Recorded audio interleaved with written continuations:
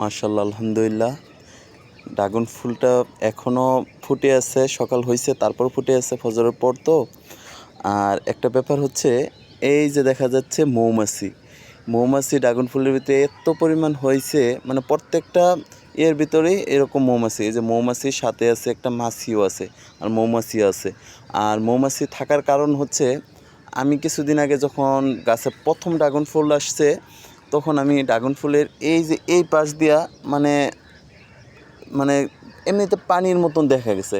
তো এমনিতে আবার আঠা জাতীয়, আবার পিঁপড়াও খাইতেছে। তো আমি সেটা দেখার পরে আমি একদিন মুখে লাগাইছিলাম সেই জায়গা থেকে একটু মানে রসটা এত মিষ্টি, পরে বুঝলাম যে এটার ভিতরে মধু আছে। এই কারণে এই মধুগুলো খাইতেই মানে এই এইগুলো মৌমাছিগুলো আসতেছে। কোথায় জানি মানে হয়তোবা আশেপাশে কোথাও হয়তোবা মৌমাছি চাক দিছে, মধুর চাক দিছে, এই কারণে এত মৌমাছি। প্রত্যেকটা ফুলেই সেম এইরকম মৌমাছি, এত পরিমাণ মৌমাছি বলার বাইরে। প্রত্যেকটা ফুলের ভিতরে এরকম করে উঠতেছে,